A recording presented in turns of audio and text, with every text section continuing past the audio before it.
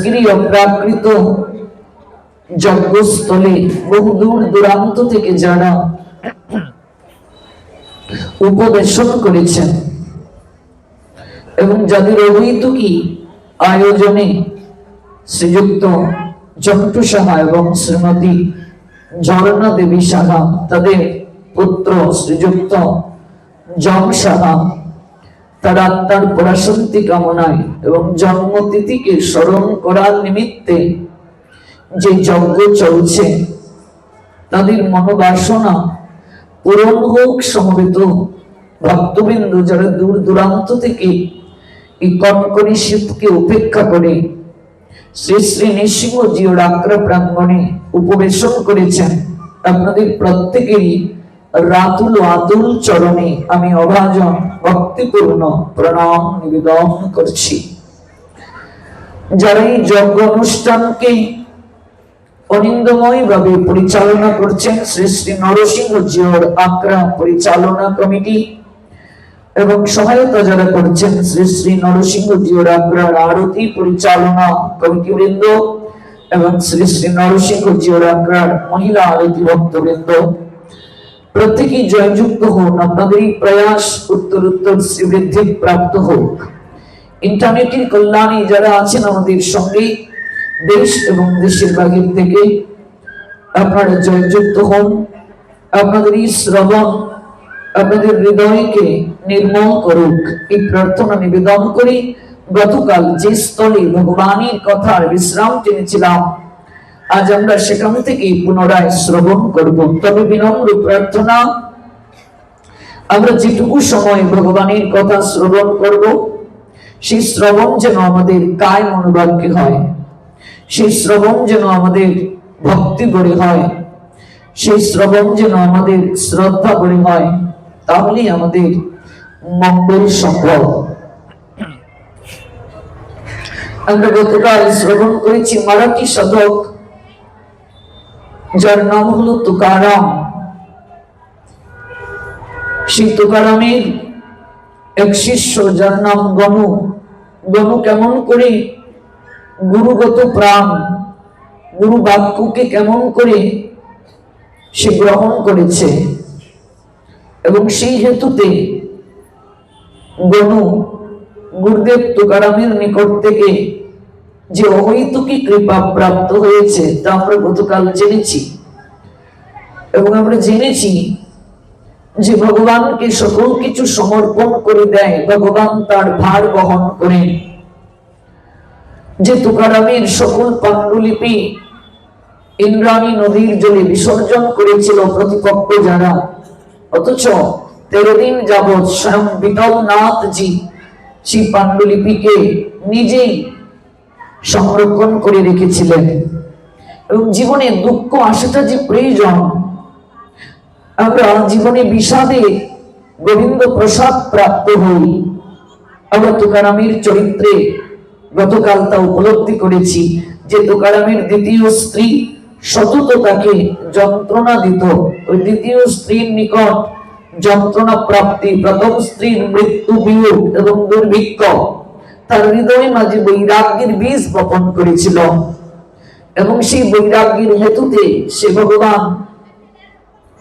ভগবান বিটল নাথজির চরণে আত্মনিবেদন করে সাধারণ এক তুকারাম থেকে মহাসাধক তুকারাম হয়েছিলেন। আপনারা যারা গতকাল এসেছেন বিশেষভাবে এই লীলা শ্রবণ করেছেন এবং এই লীলার সার সংক্ষেপ পুনরায় আপনাদেরকে স্মরণ করিয়ে সেই লীলার সূত্র ধরে আমরা শ্রবণে প্রয়াসী হচ্ছি।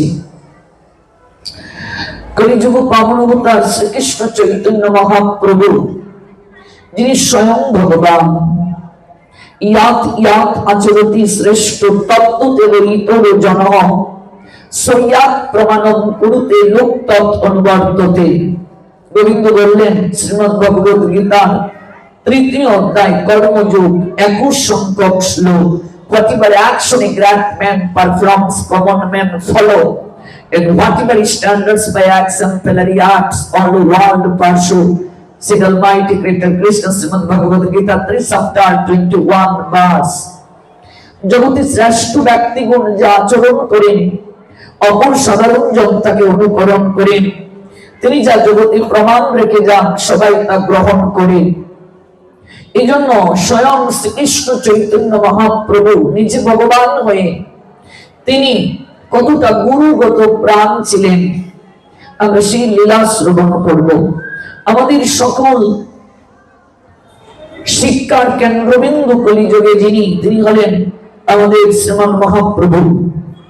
মহাপ্রভু এবং তার পার্শ্বদের জীবন লীলায় যে শিক্ষা রয়েছে এর বাহিরে আমাদের যাওয়ার কোনো আবশ্যকতা নেই। অকুল সমুদ্র, এটি প্রেমার্ণব।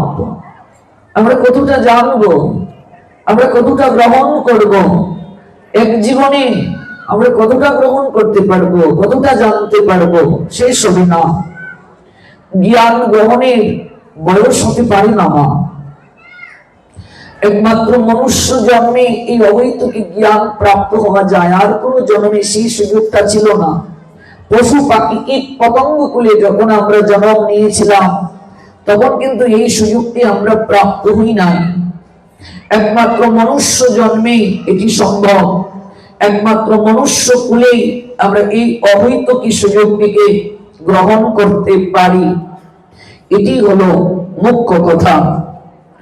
যখন শ্রীকৃষ্ণ চৈতন্য মহাপ্রভু পূর্ব আশ্রমে ছিলেন, অর্থাৎ যখন তার নাম ছিল নিমাই, যখন তার নাম ছিল বিশ্বম্বর, গৌরহরি, গোরাচাঁদ, গৌরসুন্দর, গৌরাঙ্গ, নবদ্বীপ চন্দ্র, নদিয়া বিহারী, গোরাচাঁদ, এক একজন তাকে এক এক নামে ডাকত, কিন্তু তার কুষ্টি প্রদত্ত নাম হলো বিশ্বম্বর। নীলাম্বর চক্রবর্তী নাম রেখেছেন বিচার করে। শচীমায়ের পিতা নীলাম্বর চক্রবর্তী অনেক বড় পণ্ডিত ছিলেন। তিনি বলেছিলেন শচীকে, মারে তোর এই পুত্র জগতে প্রসিদ্ধ হবে। এই পুত্র আমার গণনায় মনে হচ্ছে স্বয়ং নারায়ণ, স্বয়ং নারায়ণ আমার কাছে মনে হচ্ছে। তোর এই পুত্রের নাম আমি দিলাম বিশ্বম্বর। যিনি বিশ্বকে ধারণ করতে পারেন তার নাম বিশ্বম্বর। মহাদেবের একটা নামও বিশ্বম্বর, গৌরহরির একটা নামও বিশ্বম্বর। শচী জননী বলে উঠলেন, বাবা তোমরা পণ্ডিত, তাই তোমরা শাস্ত্র অনুসারে অনেক কঠিন নাম রেখেছো, এই নাম দ্বারা আমি রাখতে পারবো না। আমার একটা সহজ নাম চাই, যে নামে আমি আমার পুত্রকে সতত আদর করে ডাকতে পারবো।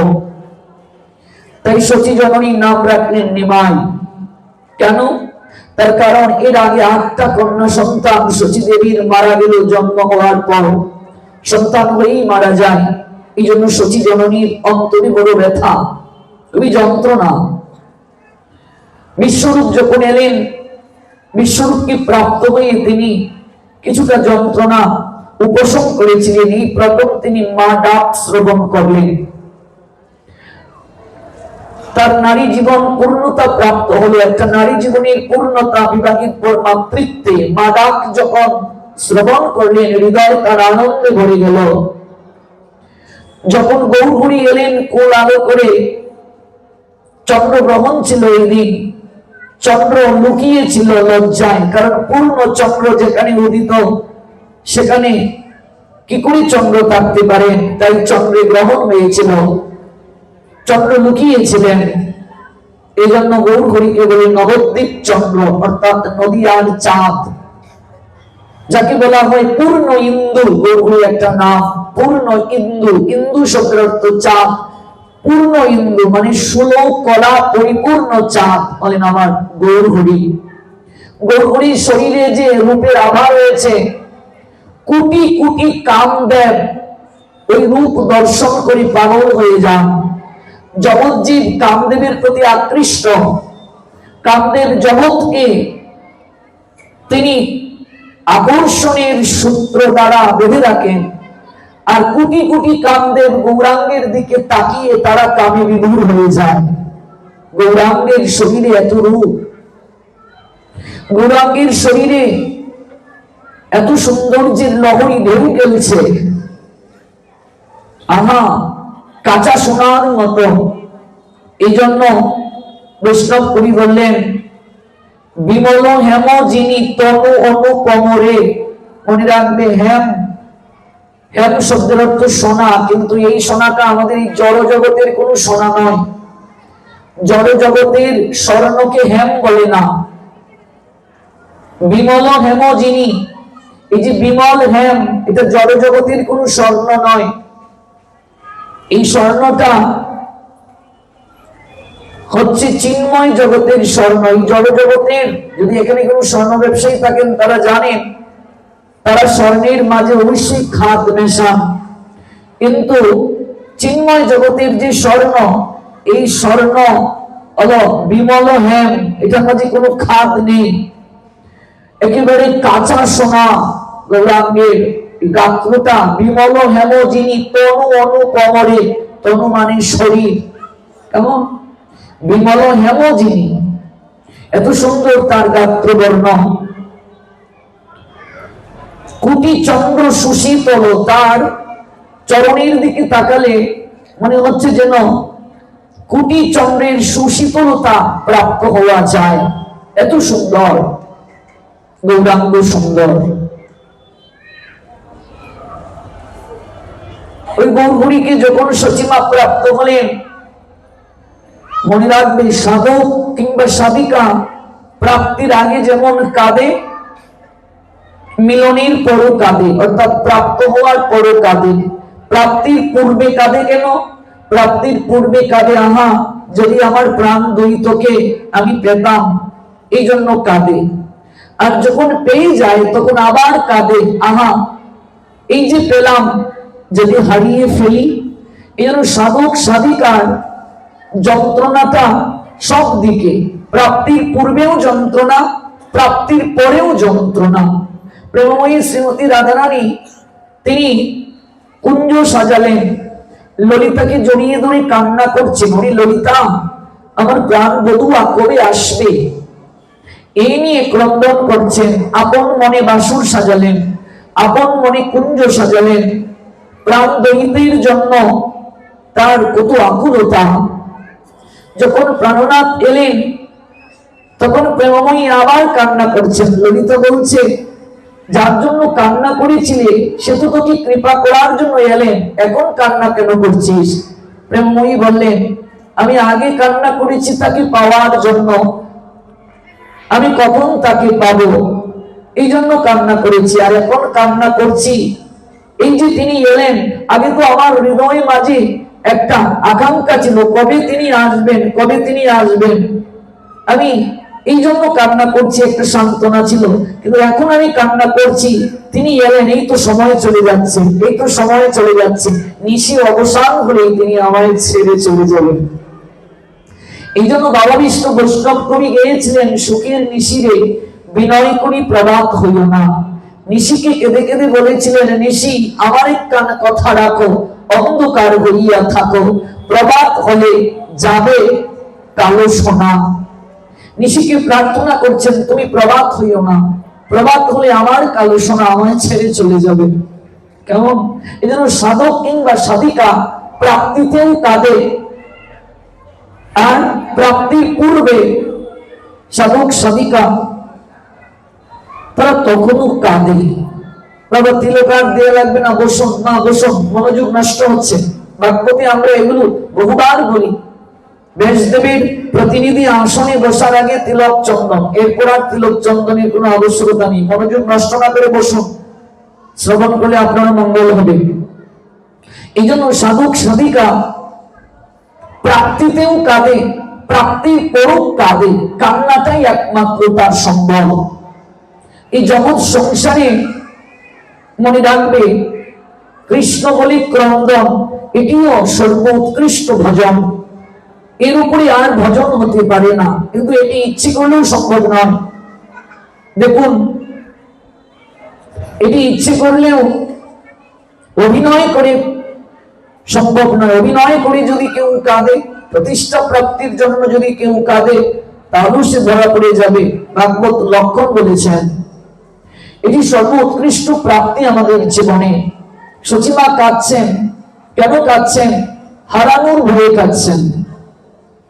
তিনি উপলব্ধি করলেন এই নিমাই সাধারণ কেউ নয়, এরপর বাৎসল্য প্রেম তাকে বারংবার ভুলিয়ে দেয়, ভগবত্তা স্থান পায় না। নিমাই আমার সন্তান।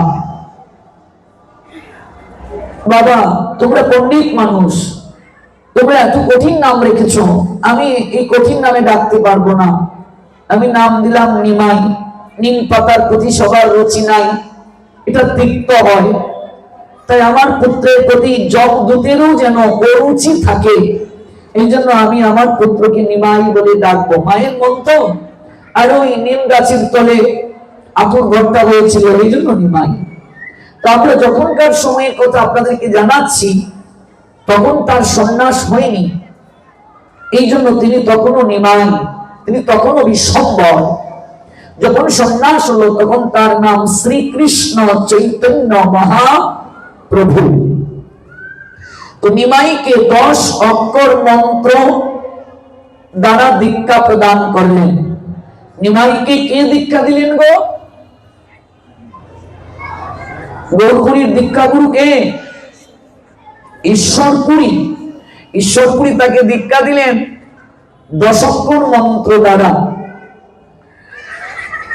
গৌরপুরী ঈশ্বরপুরী পাঠকে মন্ত্র প্রাপ্তির পর প্রদক্ষিণ করলেন। আজ থেকে আপনার চরণে আমার এই দেহ মন আমি বিকিয়ে দিলাম। শাস্ত্র বললেন দীক্ষাকালে শিষ্য করে আত্মসমর্পণ। দীক্ষাকালে শিষ্য গুরুদেবের চরণে আত্মসমর্পণ করবে।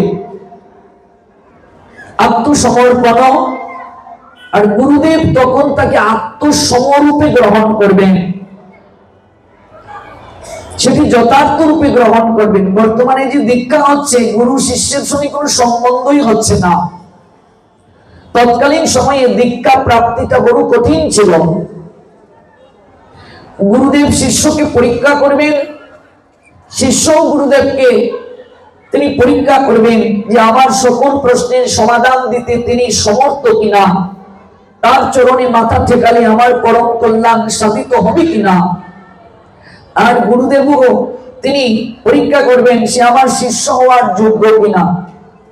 এবার কোন এক জায়গা থেকে কোন সাধু এলেন, গিয়ে বললাম আপনি আমার দীক্ষা দিন। এবার সেই গুরুদেবও যে দীক্ষা নিতে এলো তার ব্যাকগ্রাউন্ড সম্পর্কে কিছুই জানেন না। সে চোর না ডাকাত না বদমাইশ, না বিড়ি খায় না সিগারেট খায় না মদ খায় না গাঁজা খায়, কোনো জানা নাই, পরিচয় নাই, কিচ্ছু নাই। গুরুদেব ভাবছেন যদি আমি 50 জনকে দীক্ষা দেই, যদি 500 টাকা করেও দেয়, কিছু হলেও পেলাম। এগুলো সম্বন্ধ নয়, এগুলো কখনো সম্বন্ধ নয়। শাস্ত্র নিষেধ করেছেন এইভাবে দীক্ষা দেয়া। এইভাবে দীক্ষা যারা প্রদান করে, লোভী গুরু কামি চেলা উভয় নরকে গেলা, দুজনেরই নিম্ন গতি প্রাপ্তি হবে। সম্বন্ধ যেখানে নাই সেখানে একে অপরের ভার কি করে বহন হবে? গুরু শিষ্যের সঙ্গে সম্বন্ধ না থাকলে ভার বহনটা হবে কি করে? সম্বন্ধ এমন এক জিনিস, সম্বন্ধ করিয়া ভজে কৃষ্ণ তারি নাহি তেজে, বাকি সব ময় কারণ। সম্বন্ধ যখন হবে তখন শিষ্যের সকল কিছু গুরুদেব বহন করেন। সম্বন্ধ এমন এক জিনিস। নরোত্তম দাস ঠাকুরের দীক্ষাগুরু হলেন লোকনাথ গোস্বামী পাদ। আপনারা জানেন কত কষ্ট করে তিনি দীক্ষা প্রাপ্ত হয়েছিলেন, কত কষ্ট করে। জমিদারের সন্তান বলে লোকনাথ গোস্বামী তাকে দীক্ষা দেবেন না। লোকনাথ গোস্বামী পাদের জন্মস্থানটা আমাদের বাংলাদেশের মাগুরা জেলায় শালিকা উপজেলা তালখড়ি গ্রাম। আমার যাওয়ার সৌভাগ্য হয়েছে, নিশ্চয় আপনারাও দর্শন করেছেন। সেই লোকনাথ গোস্বামী পাদ ফিরিয়ে দিলেন বারংবার যে না, আমি দীক্ষা দেব না, আমার প্রতিজ্ঞা, আমি কাউকে শিষ্য করব না। শিষ্য করলে তার সকল দায়িত্ব নিতে হয়, আমার পক্ষে দায়িত্ব নেওয়া সম্ভব নয়। যেমন সন্তান জন্ম দিলে পিতামাতার দায়িত্ব থাকে তাকে মানুষ করা, গুরুদেব শিষ্য গ্রহণ করলে দায়িত্ব গ্রহণ করবেন, তাকে কৃষ্ণ ভক্ত তৈরি করবেন, ভগবানের সঙ্গে তাকে সংযোগ স্থাপন করিয়ে দেবেন, হাতটা ধরে নিয়ে যাবেন। যদি সেই যোগ্যতা না থাকে তাহলে তিনি কখনো গুরুগিরি করবেন না। লোকনাথ মুর্শিদাবাদ বলেন আমার পক্ষে সম্ভব নয়।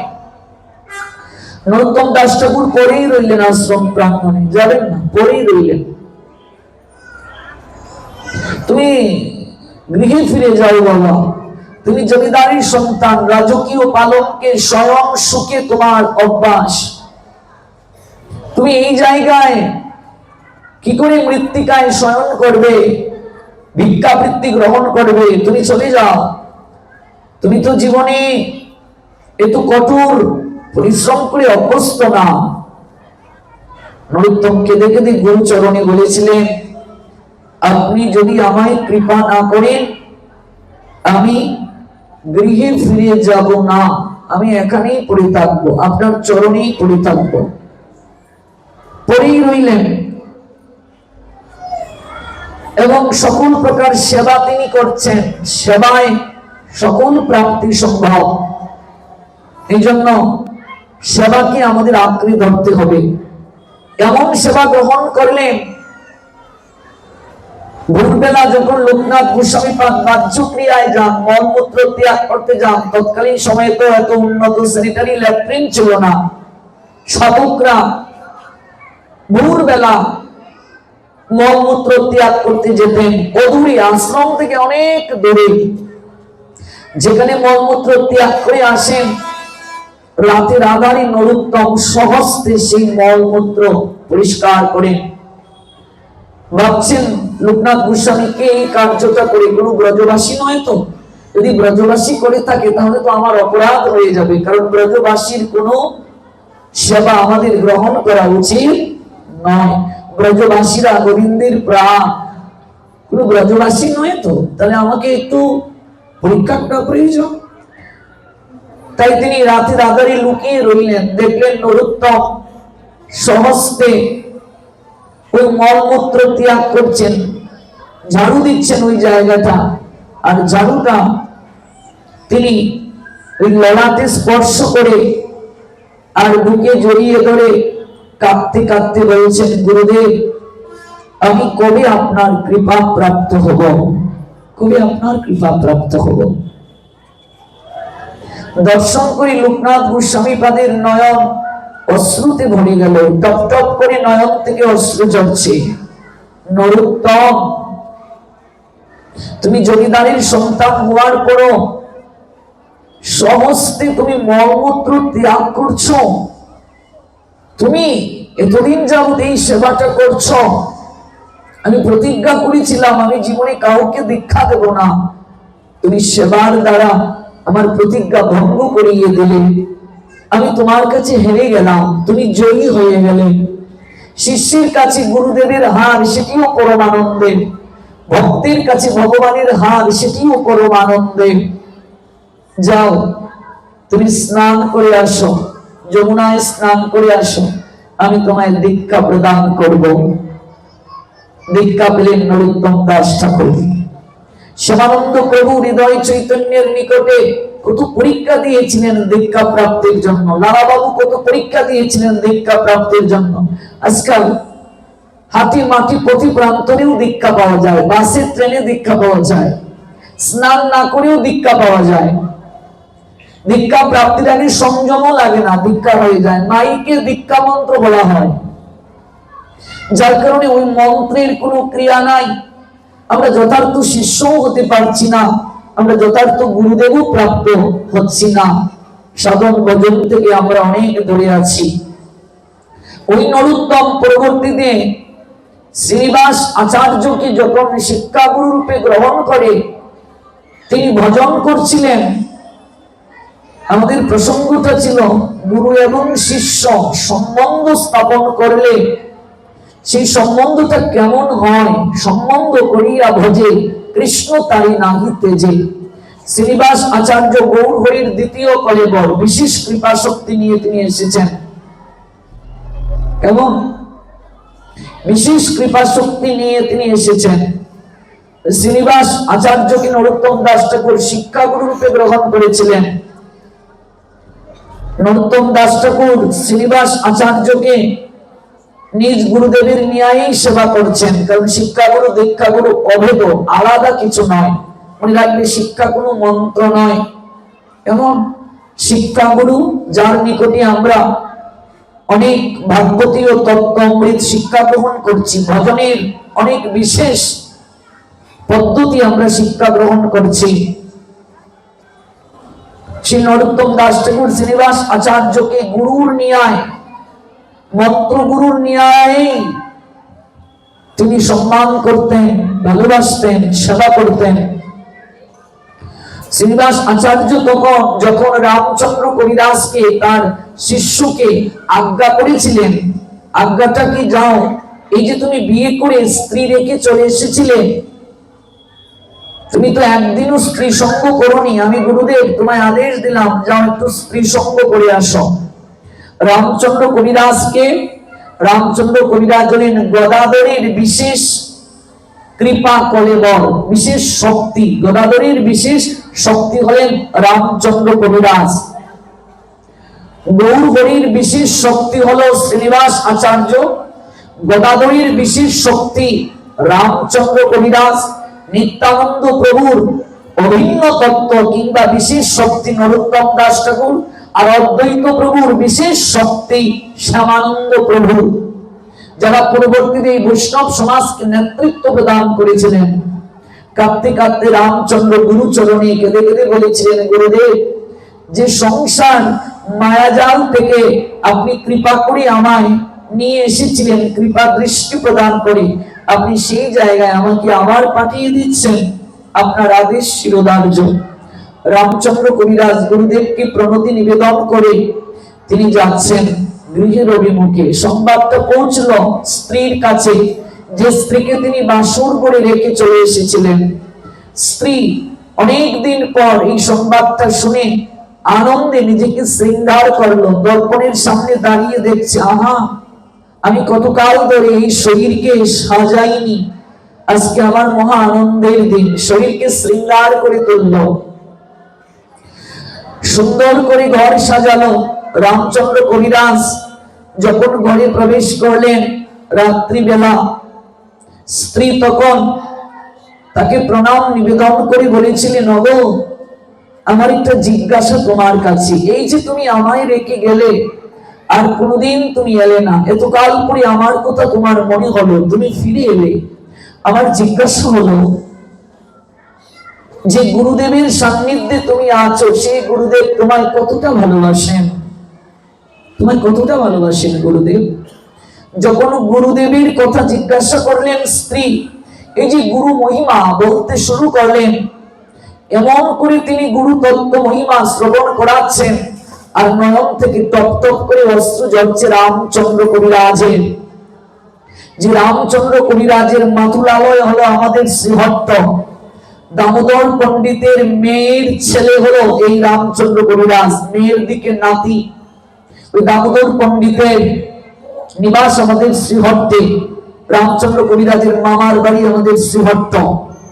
ওই রামচন্দ্র কবিরাজের চোখ বেয়ে চঞ্চল করে অশ্রু ঝরছে, এমন করে অশ্রু ঝরছে, স্ত্রী অবাক হয়ে নিরীক্ষণ করছেন। সারাটা রাত কেটে গেল গুরু মহিমা বলতে বলতে, গুরুদেবের মহিমা বলতে বলতে রাতটা কেটে গেছে, এবং একটিবারও তার স্ত্রী অন্য কোনো কিছু জিজ্ঞাসাও করতে পারলেন না, ইচ্ছেও পূরণ হলো না। প্রভাত হয়ে গেল, হলো প্রভাত হয়ে গেছে, আমি এবার যাই, আমি যাই, এবার আমি যাই। স্ত্রী বাধাও প্রদান করলেন না। এই যে সাজ নিয়ে বসেছিলেন, বসে আছেন, রামচন্দ্র কবিরাজ ঘর থেকে বের হয়ে কিছুটা পথ যখন গেলেন, হঠাৎ মনে হলো গুরুদেব আমায় বলেছিলেন স্ত্রী সঙ্গ করার জন্য, আমি তো গুরু বাক্য পালন করতে পারি নাই। আবার ফিরে এলেন, স্ত্রী বসেই রইলেন, কি জানি ভাবছেন, ও তুমি আবার ফিরে এলে, আমি তো গুরু বাক্য, গুরু আজ্ঞা কি পালন করতে পারিনি। এই বলে রামচন্দ্র কবিরাজ তার স্ত্রীকে একটু আলিঙ্গন করলেন, জড়িয়ে ধরলেন, আর ললাটের সিঁদুরটা স্পর্শ হলো, লেগে গেল, গালে লেগে গেছে সিঁদুরটা। যখন আলিঙ্গন দিয়ে তিনি যাবেন, তখন কেঁদে কেঁদে রামচন্দ্র কবিরাজের স্ত্রী বলছেন, ওগো চলে যাচ্ছ, যাও, একটা কথা শুনে যাও, তুমি চলে যাওয়ার পর আমি অজুর দ্বারা এতটা বছর কেঁদেছিলাম, তুমি আবার এলে, আমার চিত্তে যে বিরহ অগ্নি কিছুটা নিভে গিয়েছিল তুমি আবার জ্বালিয়ে দিলে। ওগো শুনে যাও, সারা রাত আমি তোমার শ্রীমুখে তোমার গুরুদেবের যে মহিমা কীর্তন শ্রবণ করলাম, আমি তোমায় বলছি, তুমি যে জায়গায় গিয়েছ নিত্য আনন্দের নিকেতন সেই জায়গা। আমি বলছি ওগো তুমি আর কোনোদিন ফিরে এসো না, এই সংসারে তুমি আর কোনোদিন ফিরে এসো না গো। আমি দূর থেকে তোমার আদর্শকে হৃদয়ে লালন করে বাকিটা জীবন আমি তপস্যা করে কাটিয়ে দেব, কিন্তু তুমি যে মহারত্ন প্রাপ্ত হয়েছ, তুমি যে গুরুদেবের দুটো আতুল আতুল চরণকে আঁকড়ে ধরেছ, ওই চরণ ত্যাগ করে তুমি আর কোনোদিন ফিরে এসো না গো। এই দুটো চরণকে তুমি যদি আঁকড়ে ধরতে পারো, আমার মন বলছে ওই গুরুদেব তোমাকে হাতটা করে গোবিন্দের নৌকায় তুলে দেবে, তুমি আর কোনোদিন ফিরে এসো না, আর কোনোদিন তুমি এসো না। সারাটা জীবন রামচন্দ্র কবিরাজের স্ত্রী তপস্যা করে কাটিয়ে দিয়েছিলেন। বৈষ্ণব সমাজ রামচন্দ্র কবিরাজের স্ত্রীর কাছে চিরঋণী। তিনি রামচন্দ্র কবিরাজকে জগতের তরে, জগতের কল্যাণে এই বৈষ্ণব ধর্ম প্রচার করতে, গুরু গোবিন্দের বাণী প্রচার করতে তিনি জগতের তরে বিসর্জন দিয়েছিলেন, জগতের তরে উৎসর্গ করেছিলেন। এই রামচন্দ্র কবিরাজ যখন আঙ্গিনায় গেলেন, নরোত্তম দাস ঠাকুর তখন ঝাড়ু দিচ্ছেন আঙ্গিনাটা। হঠাৎ সকালবেলা রামচন্দ্র কবিরাজকে দেখলেন গালির মাঝে সিঁদুর লেগে আছে। অত্যন্ত ক্রোধান্বিত হয়ে নরোত্তম দাস ঠাকুর ঝাড়ুটা হাতে নিয়ে রামচন্দ্র কবিরাজের নিকটে গিয়ে বলছেন, হতচ্ছাড়া, স্ত্রী সঙ্গ করে এলি, স্নানটা না করে আঙ্গিনায় প্রবেশ করলি, ওরে মূর্খ, তুই অপবিত্র, তোর এই জ্ঞানটা নাই, লোপ হয়ে গেছে কামিনীর সঙ্গ করে যে অপবিত্র দেহে অপবিত্র শরীরে অস্নাত অবস্থায় কখনো মন্দিরে প্রবেশ করতে নাই। এই বলে ঝাড়ুটা হাতে নিয়ে একের পর এক ঝাড়ু দ্বারা আঘাত করতে শুরু করলেন।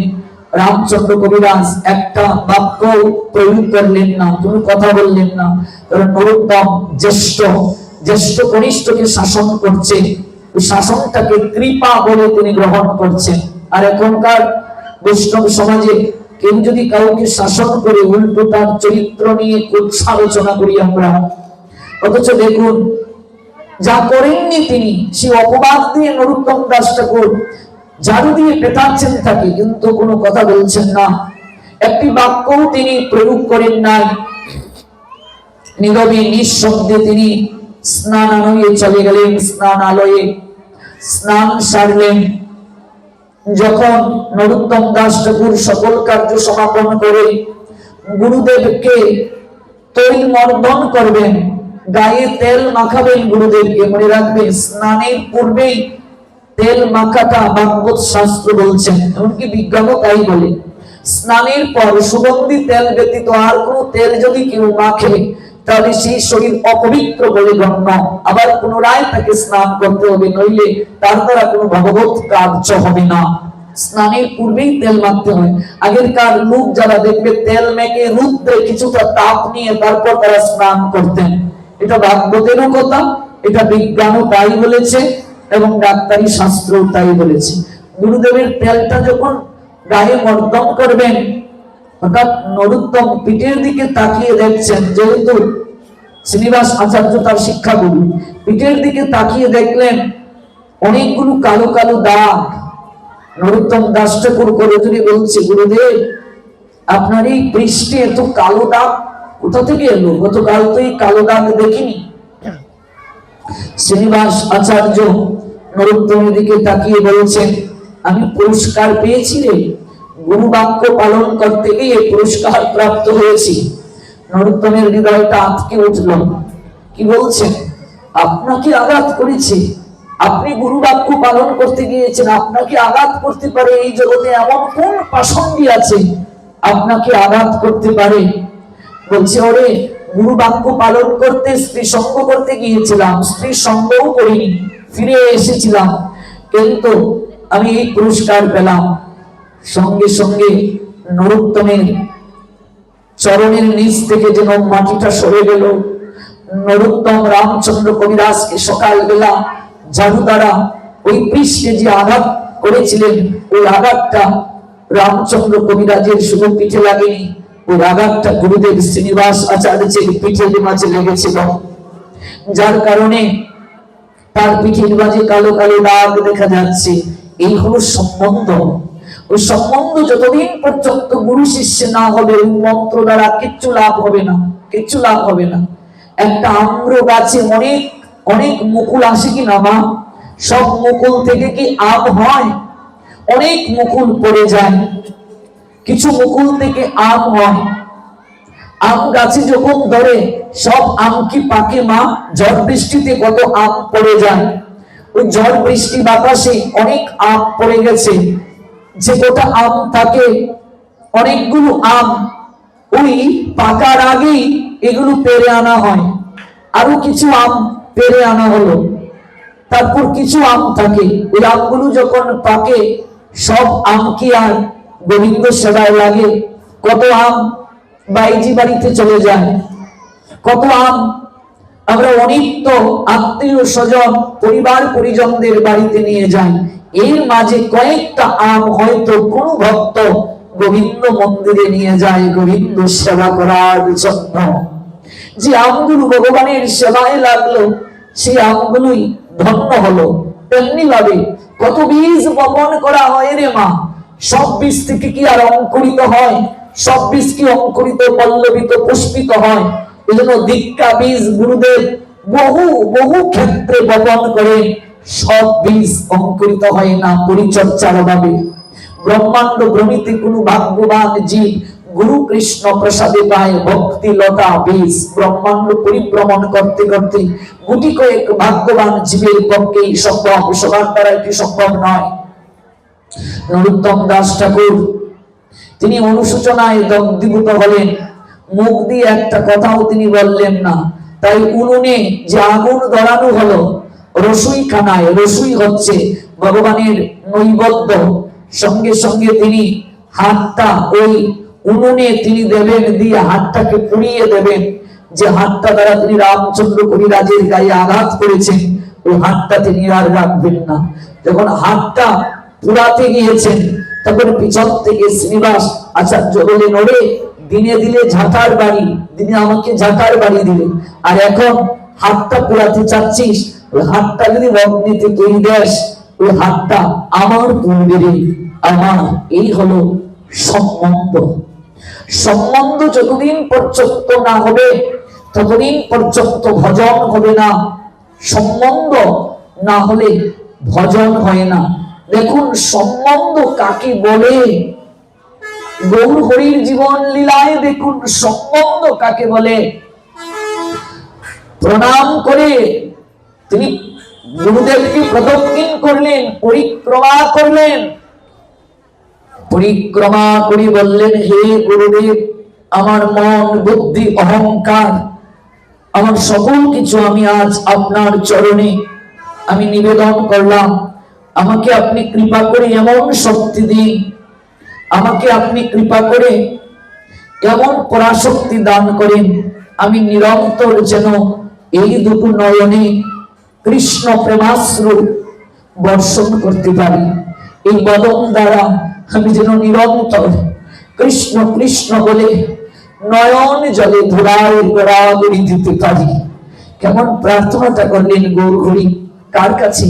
ঈশ্বর পরিপাদের কাছে। আর আমরা গুরুচরণে কি প্রার্থনা করি, আর গৌর হরি কি প্রার্থনাটা করলেন? আমরা প্রার্থনা করি, কত মা কত প্রার্থনা করে, আমার ছেলে মেয়ে যেন দুধে ভাতে থাকে, আমি মরে গেলেও দুঃখ নয়, আমার সন্তানেরা যেন সুখে শান্তিতে থাকে। জগতে কজন মা আছে, কজন বাবা আছে, সাধুর কাছে গুরুদেবের কাছে ভগবানকে প্রণাম দিয়ে বলে, ঠাকুর আর কিছু চাই না, অন্তত তোমার চরণে অবৈত কি প্রেম ভক্তি যেন থাকে। বুকে হাত দিয়ে বলুন তো, কজন আমরা এই প্রার্থনাটা করি? গৌর হরি দেখাচ্ছেন জগৎ জীবকে, তিনি না দেখালে জগৎ দেখবে কি করে? তিনি না জানলে জগৎ জানবে কি করে? নিমাইকে সস্নেহে আলিঙ্গন করলেন ঈশ্বর পরিপাদ। নয়ন থেকে ঈশ্বর পরিপাদের অশ্রু ঝরতে শুরু করলো। আর মনে মনে বলছেন ঈশ্বরপুরী, কি বলছেন? নিমাই, জগৎ সংসারে তুমি নিজেকে লুকিয়ে রাখছো, মনে মনে বলছেন, কিন্তু আমি তো জানি তুমি কে। তুমি স্বয়ং ভগবান, তুমি জগৎ গুরু কল্পতরু। তুমি আজ এসেছো জগৎকে শিক্ষা দেওয়ার জন্য, আমার কাছে দীক্ষা গ্রহণ করতে। মনে মনে বলছেন নিমাই, আমি তোমার গুরু হয়ে গেলাম, তাই এই জন্মে তোমার আর সেবা করার আমার অধিকার হলো না, তোমার আমি সেবা থেকে বঞ্চিত হয়ে গেলাম। ঈশ্বর কৃপাত মনে মনে বলছেন, আমার আর সেবা করা হলো না, তুমি তো জগৎ গুরু কল্পতরু। শ্রী চৈতন্য মহাপ্রভু জগৎ গুরু, ঈশ্বর পুরীকে ধন্য করিলেন শ্রী চৈতন্য জগৎ গুরু গৌর মহাপ্রভু। ঈশ্বর পুরীপাদ মনে মনে বলছেন, আমি এই সেবা থেকে বঞ্চিত হলাম।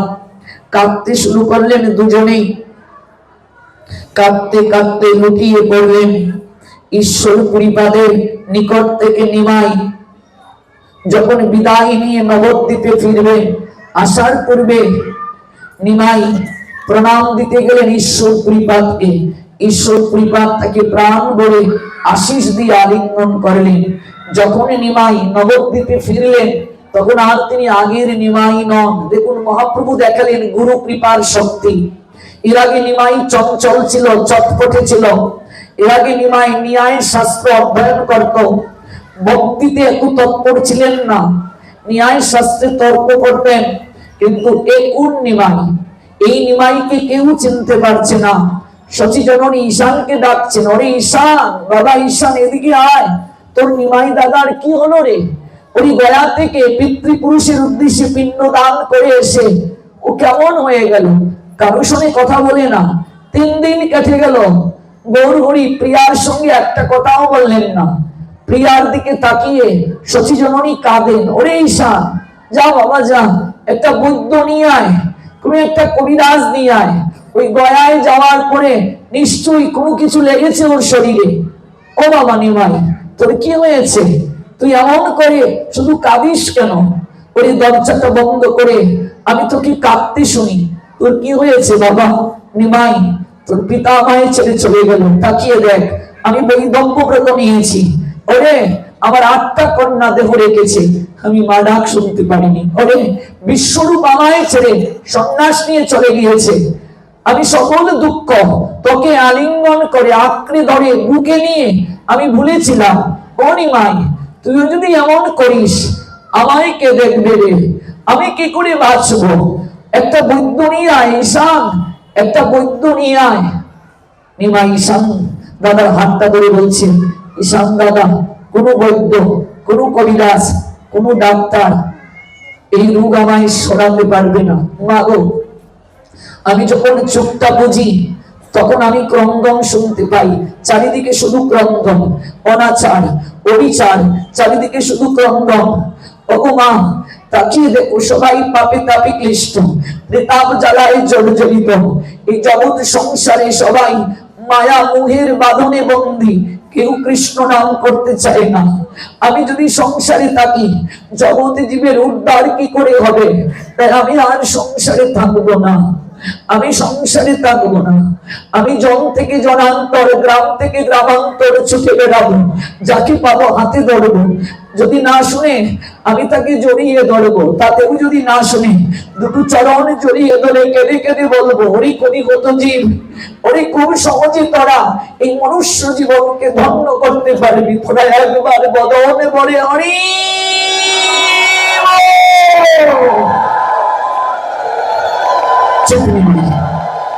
একটা কথাও বলবি না। তুই সংসার ছেড়ে চলে গেলি, আমায় দেখবে কি? কে দেখবে আমায়? দেখুন, দেখালেন মহাপ্রভু, আমার বহু সুন্দর দেখালেন গুরু কৃপার শক্তি। স্বয়ং জগৎ গুরু আজ দেখালেন। এর আগে কেন তিনি এই প্রেম ভক্তিটা এমন করে দেখালেন না? তার কারণ গুরু কৃপা ছাড়া, যথার্থ গুরু কৃপা ছাড়া প্রেম ভক্তি যে আসে না, প্রেম ভক্তি যে চিত্তে উদয় হয় না, এই শিক্ষাটা গৌরহরি স্বয়ং দিলেন। যে শীতের রাতে আমরা খাতা মুড়ি দিয়ে ঘুমাই, যে শীতের রাতে আমরা কম্বল কম্পট গা দিয়ে ঘুমাই, বাঙালি শীতের রাতে সহজে উঠতে চায় না, অলস এবং ক্লিষ্ট গতি, গৃহের প্রতি টান। রবীন্দ্রনাথ ঠাকুর বললেন, গোটা মাথা জামার নিচে শান্তিতে শয়ান। উন্নত বিশ্বে দেখবে, উন্নত বিশ্বে যারা পাশ্চাত্যের মানুষ, ওরা যখন ঘুমায় শরীরে কাপড় রাখে না, আর বাঙালি দেখবে শীতের পোশাক গা দিয়ে ঘুমায়। কারণ পোশাক গা দিয়ে ঘুমালে রক্ত চলাচলে ব্যাঘাত ঘটে, তাই আংশিক কাপড় পরে কেবল পাশ্চাত্যবাসী ঘুমায়। আর বাঙালি একেবারে সকল জামা কাপড় পরে, শীতের বস্ত্র পরে তারা ঘুমায়। গৌরহরি ভাবলেন যে যে শীত ঋতু জড়তার ঋতু, সাধক শীত ঋতু পছন্দ করে না, শীত ভক্তিতে বাধা প্রদান করে। এই জন্য গৌরহরি সংসার ত্যাগ করার জন্য শীতকে বেছে নিলেন, শীত ঋতুটাকে বেছে নিলেন।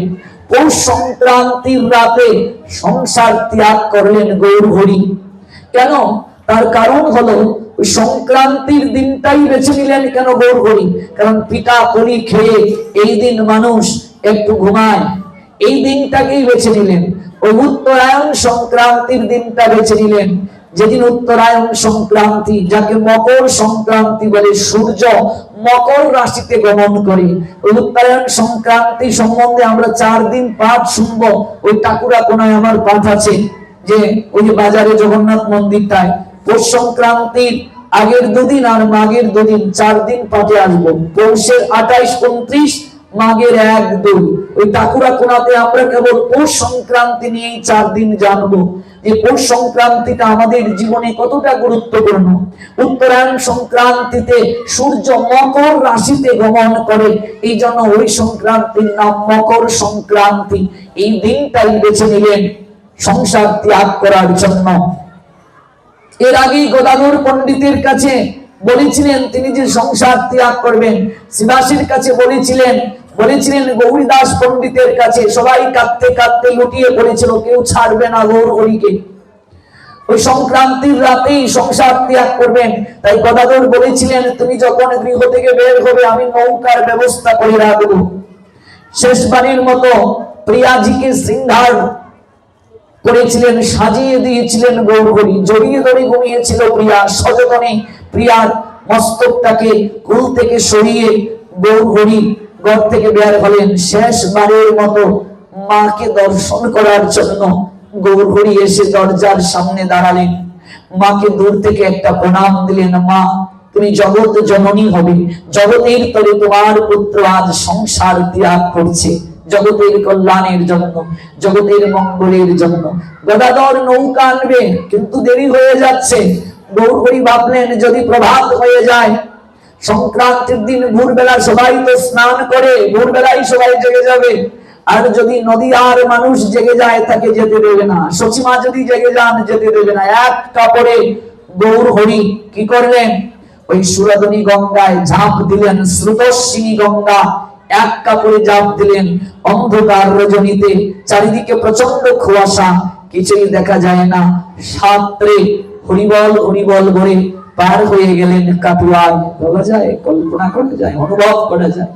সেখানে গিয়ে বট গাছটার নিচে বসলেন গৌরহরি, আর পরবর্তীতে সেখানে তিনি সন্ন্যাস মন্ত্র প্রাপ্ত হলেন কেশব ভারতীর নিকট থেকে। নিজে আচরণ করে জগৎ জীবকে শিক্ষা দিলেন গৌরহরি। আমরা ওই প্রসঙ্গে যাচ্ছি না, আমাদের প্রসঙ্গ গুরু আনুগত্য। গৌরহরি ঈশ্বর পরিপাতকে কেমন করে আনুগত্য করতেন দেখুন। সন্ন্যাস নিয়ে তিনি যখন নীলাচলে গেলেন, নীলাচলে যখন গেলেন, সেখান থেকেই তিনি বাংলায় আসবেন যখন সংবাদ পেলেন, ঈশ্বরপুরী সদামে চলে গেলেন। ঈশ্বরপুরী জানলেন তার গুরুদেব শ্রীপাদ মাধবেন্দ্র পুরী ইহলীলা সম্বরণ করে চলে গিয়েছেন। তাই ঈশ্বরপুরী মাধবেন্দ্র পুরীকে এতটা ভালোবাসতেন, তিনি বললেন গুরুদেব চলে গিয়েছেন, আমি আর সময় আমি ক্ষেপণ করতে পারবো না। গুরুদেবের বিরহে বিরহাতুর হয়ে স্বয়ং ঈশ্বরপুরী তিনি দেহ রাখার সংকল্প করলেন। গুরুদেব মাধবেন্দ্রপুরী চলে গিয়েছেন, তাই তিনি আর দেহ রাখবেন না, লীলা সংবরণ করবেন। আপনারা অবাক হবেন, এই যে ঈশ্বরপুরীপাদ, যে ঈশ্বরপুরীর নিকট থেকে গৌরহরি দীক্ষা নিলেন, ঈশ্বরপুরী স্বহস্তে মাধবেন্দ্র পুরীপাদের মল মূত্র পরিষ্কার করেছেন। চৈতন্য চরিতামৃত পড়বেন, অন্তলীলা, সেখানে অষ্টম অধ্যায়ে এই লীলা আছে। ঈশ্বরপুরী করেন শ্রীপাদ সেবন। ঈশ্বরপুরী সর্বদা মাধবেন্দ্র পুরীপাদের চরণ সেবা করতেন। যতক্ষণ পর্যন্ত গুরুদেব নিদ্রায় না যেতেন ততক্ষণ পর্যন্ত চরণ সেবা করতেন। সহস্তে করেন মল মূত্রাদি মার্জন। নিরন্তর কৃষ্ণ নাম করায় স্মরণ, কৃষ্ণ নাম কৃষ্ণ লীলা শোনায় অনুক্ষণ, তুষ্ট হইয়া পুরী তারে কহিলা আলিঙ্গন। এমন ভাবে সেবা করছেন গুরুদেবের। মাধবেন্দ্র পুরী ঈশ্বরপুরীকে ডাকলেন, ঈশ্বরপুরী কাছে এলেন, কি চাও তুমি আমার কাছে? ঈশ্বরপুরী পাঠ করে জুড়ে বলছেন, গুরুদেব আমি আপনার কাছে কি চাইবো, কি চাইবো আপনার কাছে? আপনি আমায় অহৈতুকী আপনার চরণে আনুগত্যশীলতার ভিক্ষা প্রদান করুন। সন্তুষ্ট হয়ে মাধবেন্দ্র পুরী ঈশ্বরপুরী পাঠকে জড়িয়ে ধরলেন, প্রেম আলিঙ্গন প্রদান করলেন। আলিঙ্গন করে তিনি বললেন, কবিরাজ গোস্বামী পাদ লিখলেন, বর দিলা কৃষ্ণে তোমার হোক প্রেমধন। মাধবেন্দ্র পুরী তাকে বর দিলেন, কৃষ্ণে তোমার অহৈতুকী প্রেম লাভ হোক, কৃষ্ণে তোমার অহৈতুকী প্রেম লাভ হোক। জগৎ গুরু কল্প তরু, তুমি যেভাবে সেবা করলে জগৎ গুরু কল্প তরু স্বয়ং তোমার শিষ্য হবে। তাই হয়েছিলেন কিনা? গৌরহরি দীক্ষা নিলেন ঈশ্বরপুরী পাদের কাছ থেকে। মাধবেন্দ্র পুরী সেবায় সন্তুষ্ট হয়ে বলেন, জগৎ গুরু তারও গুরু তুমি হবে। অথচ সেই ঈশ্বরপুরী পাদের আরেক গুরু ভাই রামচন্দ্র পুরী মাধবেন্দ্র পুরীর চরণে অপরাধ করে, গুরু চরণে অপরাধ করে কিছুদিনের মাঝেই তিনি ভক্তি জীবন থেকে বিস্মৃত হয়ে মাছ মাংস খেতে শুরু করেছিলেন। জগৎ গুরু মাধবেন্দ্র পুরী প্রেম দান করলেন। এই মাধবেন্দ্র পুরীপাদকে বলা হয় কৃষ্ণ প্রেম ভক্তির, মনে রাখবে, প্রথম বীজ হলেন মাধবেন্দ্র পুরী। যত প্রেম মাধবেন্দ্র পুরীর শরীরে সন্তোষ দিলেন, সব ঈশ্বর পুরীরে প্রেমের সাগর করে তুললেন। বললেন, কৃষ্ণে তোমার প্রেম ধন লাভ হোক। আর রামচন্দ্র পুরীকে কি বলেছিলেন? দূর দূর পাপিষ্ঠ বলি ভৎসনা করিল। আর বললেন, কৃষ্ণ কৃপা না পাইনু আমি, না পাইনু মথুরা, আপন দুঃখে মরু এই দিতে আইলি জ্বালা। মরে মুখ না দেখাবি তুই যাও যতি ততি, তুরে দেখি মরিলে মোর হবে অসদ্গতি। কৃষ্ণ না পাইনু মরু আপনার দুঃখে, মরে ব্রহ্ম উপদেশ এই ছাড় মোরকে। এই যে মাধবেন্দ্র উপেক্ষা করিল, সেই অপরাধে ইহার বাসনা জন্মিল। শুষ্ক ব্রহ্ম জ্ঞানী নাহি কৃষ্ণের সম্বন্ধ, সর্বলোকের নিন্দা করে নিন্দাতে নির্বন্ধ। গুরুচরণে যথার্থভাবে যদি কেউ আনুগত্যশীল হয় তার কি প্রাপ্তি হয়, আর গুরুচরণে অপরাধ করে কি প্রাপ্তি হয়, এই দুটো চরিত্রের মাধ্যমে শ্রী কৃষ্ণদাস কবিরাজ গোস্বামী পাদ জগৎকে দেখালেন। রামচন্দ্র পুরী দ্বারা দেখালেন নিম্নগতি প্রাপ্তি, ঈশ্বরপুরী দ্বারা দেখালেন জগৎ গুরু গৌরাঙ্গের গুরু হলেন অহৈতুকী, কেমন করে কৃপা পাওয়া যায় সেটি দেখালেন। যখন মাধবেন্দ্র পুরী দেহ রাখলেন, স্বধামে চলে গেলেন ঈশ্বরপুরী পাদ, তখন আর তিনি এই সংসারে আর বেশি দিন থাকবেন না। গুরুদেব চলে গিয়েছেন, তাই তিনিও চলে যাবেন। গোবিন্দ আর কাশীশ্বরকে তিনি ডাকলেন।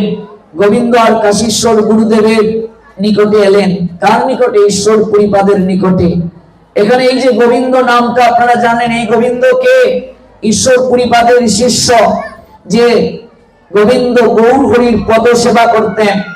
ওই গোবিন্দকে ডাকলেন, আর ডাকলেন কাশীশ্বরকে। দুইজন এলেন, বললেন, আমি আর বেশি দিন এই জগতে থাকবো না, আমি পরম ধামে লীলায় যাব। শিষ্য দুজন কাঁদতে শুরু করলেন গুরুদেবের চরণ ধরে। আপনি চলে যাবেন, আমরা তো এতিম হয়ে যাব। তখন ঈশ্বর পরিপাত বললেন, আমি দেহ রাখার পর হে গোবিন্দ তুমি নীলাচলে চলে যাবে, নীলাচলে চলে গিয়ে তুমি একটি সেবা গ্রহণ করবে। শোনো, এই যে নীলাচলে শ্রীকৃষ্ণ চৈতন্য মহাপ্রভু লীলা বিলাস করছেন, নদিয়ার যিনি বিশ্বম্বর জগন্নাথ মিশ্রের নন্দন যিনি, তিনি সাধারণ কেউ নয় গোবিন্দ, তিনি স্বয়ং পরমেশ্বর ভগবান কৃষ্ণ। তোমরা কতটা তাকে জানতে পেরেছ? আমি গুরুদেব অন্তিমে তোমাদেরকে একটা উপদেশ দিয়ে যাচ্ছি। আমার তো এই জগতে কৃষ্ণ সেবা হলো না, তাই গোবিন্দ আমি দেহ রেখে আমি তোমার মাঝে আবেশিত হব। ভালো করে তথ্যটা জেনে যান, আমি দেহ রেখে তোমার মাঝে আবেশিত হব। তুমি যখন গৌরাঙ্গীর চরণ সেবা করবে, তোমার মাঝে আমি আবেশিত হয়ে আমি সেই শ্রীকৃষ্ণ চৈতন্যের সেবায় নিজেকে নিয়োজিত করব। এই জন্য গোবিন্দ তিনি পদ সেবার দায়িত্ব পেলেন। এটা স্বয়ং ঈশ্বরপুরী গোবিন্দকে বলে গেলেন।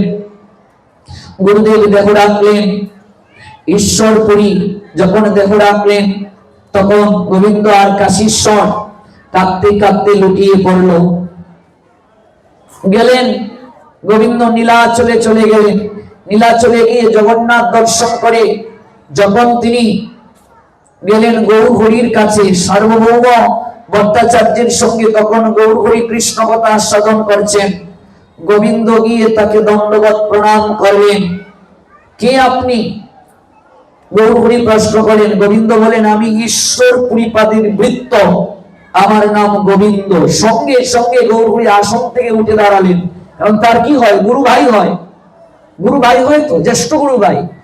সঙ্গে সঙ্গে ভুলুণ্ঠিত হলেন, সম্মান প্রদর্শন করলেন, আকুতি নিবেদন করলেন, বললেন আমি স্বয়ং ঈশ্বর পরিপাদের আদেশে এসেছি, আমি আপনার সেবায় নিয়োজিত থাকতে চাই। গৌরহরি বলছেন, শ্রীকৃষ্ণ এটা আমার দ্বারা সম্ভব নয়, আপনি আমার গুরু ভ্রাতা, আপনি কেমন করে আমার সেবায় নিয়োজিত থাকবেন?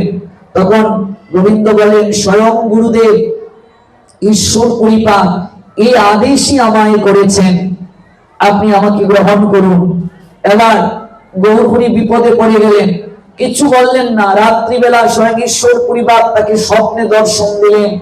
দর্শন দিয়ে বলছেন, লীলায় জগৎকে শিক্ষা দেওয়ার জন্য তুমি এসেছ। এই জন্মে আমি অভিনয় সাপেক্ষে তোমার গুরু হয়েছি, কিন্তু তোমার সেবা থেকে আমি বঞ্চিত হলাম।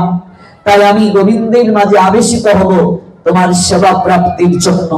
গোবিন্দকে গ্রহণ করলেন। পরবর্তীতে কাশীশ্বর চলে এলেন, যে কাশীশ্বর জগন্নাথ দর্শনে গৌরহরিকে নিয়ে যেতেন সর্বদা। নীলাচল থেকে গৌরহরি যখন গৌরী আসলেন, নৌকা করে পানিহাটি রাঘব পণ্ডিত বাসভবনে তিনি সেখানে রইলেন। রাঘবের গৃহে তিনি সেবা গ্রহণ করলেন। গৌরহরি যখন ওই শান্তিপুরে যাবেন, তখন মধ্যপথে গুরু গৃহ, গুরুদেবের আবির্ভাব স্থান, যার নাম হলো কুমার হট্ট।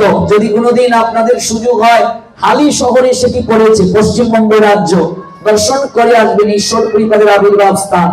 ওই কুমার হট্টে প্রভু কাঁদতে কাঁদতে বললেন মাঝিকে, একবার কুমার হট্টে গিয়ে নৌকাটা ভিড়াও, আমি আমার গুরুদেবের জন্মস্থানটা, আবির্ভাব স্থানটা দর্শন করে যাব, একটু প্রণাম দিয়ে যাব। তখন সন্ন্যাসী আমার মহাপ্রভু ওই রাঘব ভবন থেকে, কলকাতার, বর্তমান কলকাতার পানিহাটি থেকে যখন শান্তিপুর যাবেন, মাঝখানে রাঘব ভবন থেকে যখন শান্তিপুর যাবেন, মাঝখানে কুমার ঘট্টে গিয়ে নৌকাটা ভিড়ল। স্বয়ং গৌরহরি নৌকা থেকে নেমেই তিনি সাষ্টাঙ্গে প্রণতি দিলেন, লম্বা হয়ে তিনি শুয়ে পড়লেন, জন্মস্থান তার মাটিটায় লম্বা হয়ে শুয়ে পড়লেন। দেখুন শাস্ত্রে আচার্য কি বললেন, প্রভু বলে, কুমার হট্টের নমস্কার, শ্রী ঈশ্বরপুরী যে গ্রামের অবতার। বলেন, এই কুমার হট্ট পুরো গ্রামকে আমি প্রণাম নিবেদন করি, এই গ্রামের মাটিকে আমি প্রণাম নিবেদন করি, কারণ এই মাটিতে আমার গুরুদেবের সর্বপ্রথম চরণ রাখা হয়েছে। মাতৃ গর্ভ থেকে আবির্ভূত হয়ে সর্বপ্রথম চরণটা এই গ্রামের মাটিতে আমার গুরুদেব রেখেছেন। ওই মাটিতে গড়িয়ে গড়িয়ে ঈশ্বর কৃপা তখন আর নাই, লীলা সংবরণ করে চলে গেছেন। কাঁদতে কাঁদতে গৌর হরি ওই মাটিকে তিনি আঁকড়ে ধরলেন। ওই মাটি স্বয়ং গৌর হরি সারা গায়ে মাখছেন। যত গ্রামবাসী এলেন সকল গ্রামবাসীর নিকটে প্রার্থনা করছেন, ধন্য আপনারা, আপনারা আমার গুরুদেব ঈশ্বর পরিপাদের গ্রামের অধিবাসী, ধন্য আপনারা, আপনারা আমার পূজ্য। তাদেরকেও তিনি নমস্কার দিচ্ছেন, কৃতজ্ঞতা জ্ঞাপন করছেন। প্রভু বলে, ঈশ্বরপুরীর জন্মস্থান, এই মৃত্তিকা আমার জীবন ধন প্রাণ। সঙ্গে সঙ্গে ওই জায়গা থেকে তিনি মাটি নিলেন। মাটি নিয়ে তিনি ওই যে গলবস্ত্র, ওই গলবস্ত্রের মাঝে বাঁধলেন। বেঁধে ওই মাটি নিয়ে সঙ্গে সঙ্গে তিনি তিলক করলেন ললাটে গৌর হরি। এখনো যাবেন, ওই জায়গাটার নাম হলো চৈতন্য ডোভা। যদি কোনোদিন যান দর্শন করবেন। ওই জায়গা থেকে যখন এক মুষ্টি মৃত্তিকা গৌর হরি নিলেন, সকল ভক্তরাও এক মুষ্টি করে মৃত্তিকা নিতে শুরু করলো। হাজার হাজার ভক্ত এসে পরবর্তীতে কুড়াল দিয়ে মৃত্তিকা কেটে নিয়ে যেতে শুরু করলো। কিছুক্ষণের মাঝে একটা ডোবা হয়ে গেল, পুকুর হয়ে গেল। ইউটিউবে সার্চ করলে পাবেন চৈতন্য ডোবা। সঙ্গে সঙ্গে একটা ডোবা হয়ে গেল। ওই ডোবার নাম হলো চৈতন্য ডোবা। সেখানে গৌর হরি মৃত্তিকাটা নিয়ে, গুরুদেব নাই, সদামে চলে গেছেন, তাই গুরুদেবের বিরহে তিনি ক্রন্দন করছেন। হা গুরুদেব, হা গুরুদেব বলে যখন গৌর হরি কাঁদছেন, গৌর হরির নয়ন থেকে ঝরঝর করে জল ঝরছে। ওই এক বিন্দু জল নয়, শ্রাবণে যেমন বরিশন হয় এমন করে গৌরাঙ্গের দুটো নয়ন থেকে জল ঝরছে। যে জায়গা থেকে মাটি নিলেন, মাটি নেওয়ার কারণে তো গর্ব হলো, কিন্তু জল আসবে কোথা থেকে? গৌরাঙ্গ সুন্দর যখন গুরুদেবের বিরহে কাঁদতে কাঁদতে ওই জায়গায় লুকিয়ে পড়লেন, গৌরাঙ্গের নয়ন জল থেকে ওই জায়গায় জলের সঞ্চার হলো। এই জন্য এখনো ভক্তগণ ওই চৈতন্য ডোবায় গিয়ে অবগাহিত হন। এখানে আমার গৌর সুন্দরের গুরুদেবের আকুতিতে, গুরুদেবের বিরহে যে প্রেমাশ্রু, ওই প্রেমাশ্রু থেকে চৈতন্য ডোবায় জলের সঞ্চার হয়েছিল। জগৎজীবী দেখলো গুরু চরণে আনুগত্য কাকে বলে, গুরুদেবের সেবা কেমন করে করতে হয়। বালকের মতো কাঁদতে লাগলেন গৌরাঙ্গ সুন্দর। সহচর ভক্তরাও কাঁদতে লাগলেন, অবোধ বালকের মতো কাঁদছেন। নাও নাও নাও গো, তোমরা কে কোথায় আছো? এই মাটি নাও, এই মাটি পবিত্র, এই মাটি আমার বহির্বাসীর মাঝে বেঁধে দাও। যদি কখনো আমার দেহ অবসান হয়ে যায়, আমি আমার গুরুদেবের আবির্ভাব স্থানের মাটি আমি মস্তকে স্থাপন করে হা গুরুদেব, হা গুরুদেব বলে আমি জগৎ সংসার থেকে লীলা সংবরণ করব। জগৎকে দেখালেন গুরু কৃপা কাকে বলে। মনে রাখবেন, সাধনার প্রথম সম্পত্তি হলো গুরু কৃপা, গুরু বাক্য পালন। এটি হলো সাধনার প্রথম সম্পদ। এই সম্পদ থেকে যদি কেউ বঞ্চিত হয়, কোনদিন তার জীবনে প্রেম ভক্তি ধন আসবে না। ধীরে ধীরে সে গরিব হয়ে যাবে।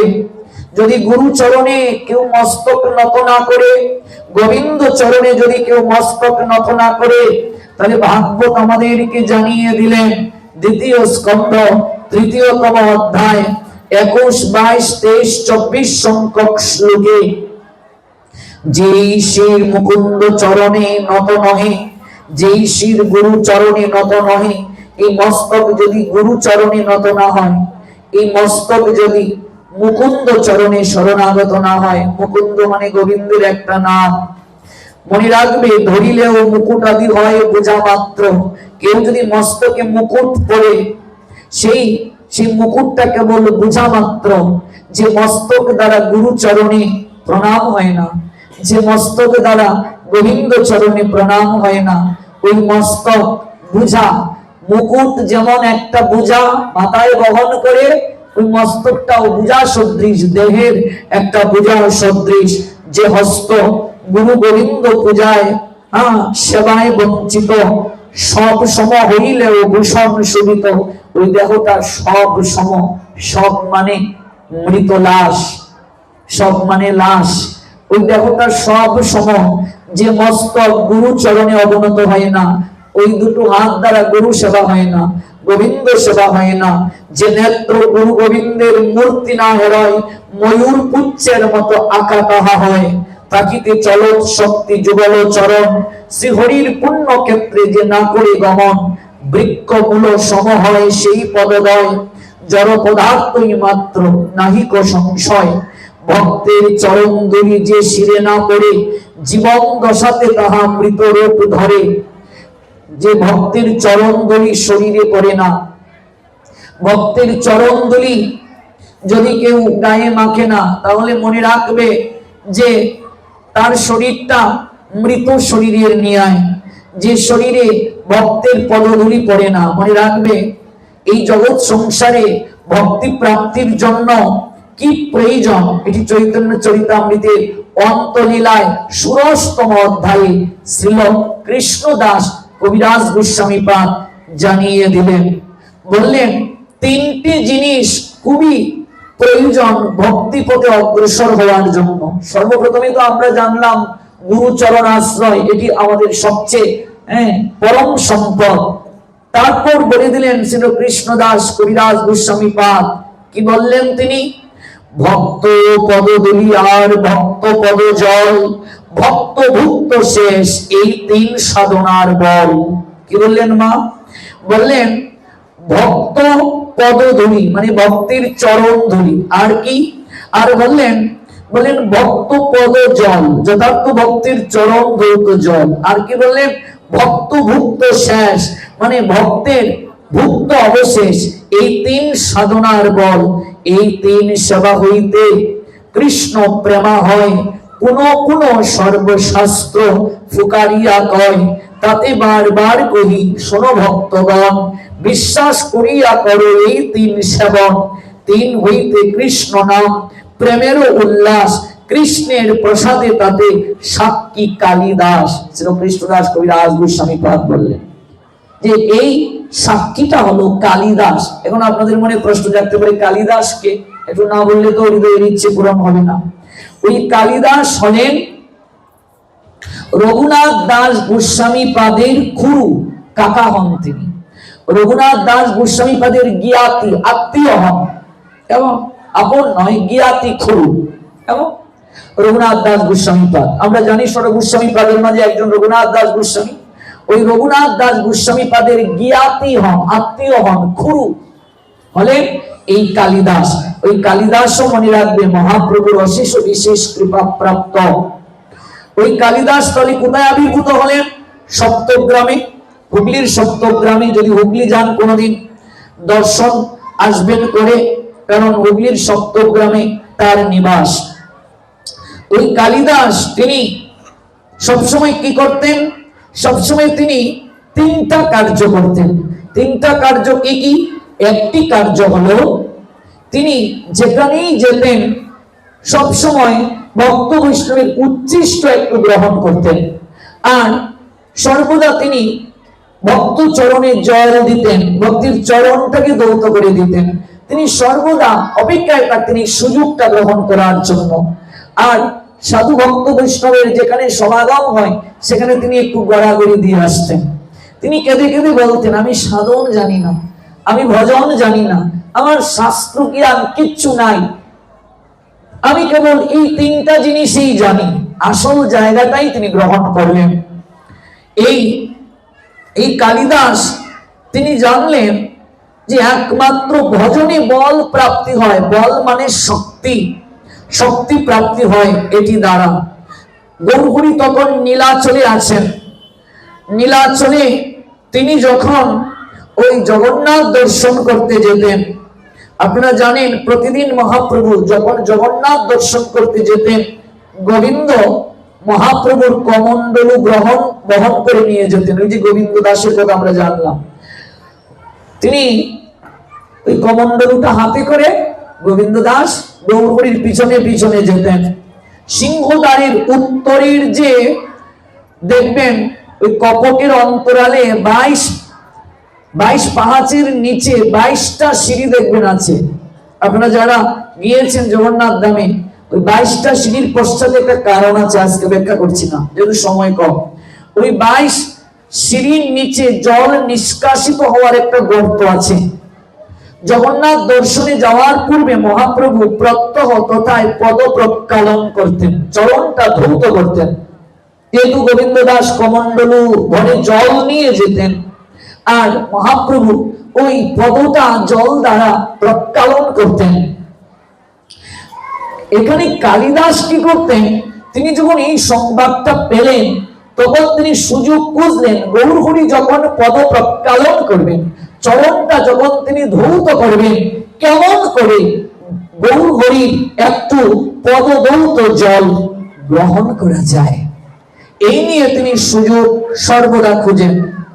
গোবিন্দকে মহাপ্রভু কঠোর নির্দেশ দিয়েছেন, শোনো গোবিন্দ, এই যে আমি পদ প্রক্ষালন করি, তুমি এখানে দাঁড়িয়ে থাকবে, কেউ যেন ওই পদধৌত জল গ্রহণ করতে না পারে। এটা গোবিন্দকে তিনি সতর্ক বার্তা করে দিয়েছেন গৌরহরি। গোবিন্দের প্রতি গৌরহরির কঠোর নির্দেশ, তার পদজল কেউ স্পর্শই যেন না করে।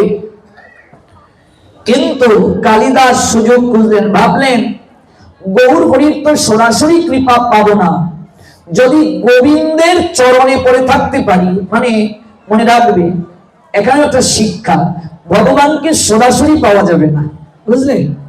ভগবানের কৃপা প্রাপ্ত হতে গেলে ভগবানকে যারা ভালোবেসে জীবন যৌবন অর্পণ করেছে, ওই অন্তরঙ্গ ভক্তদের চরণে যদি পড়ে থাকা যায়, একদিন না একদিন আপনি ভগবানের কৃপা পাবেনই পাবেন।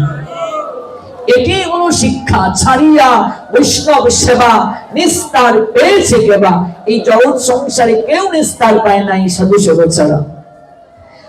গোবিন্দের কাছে গিয়ে প্রণতি নিবেদন করলেন কালিদাস। গোবিন্দ বলছেন, আরে আরে আপনি আমায় প্রণাম দিচ্ছেন কেন?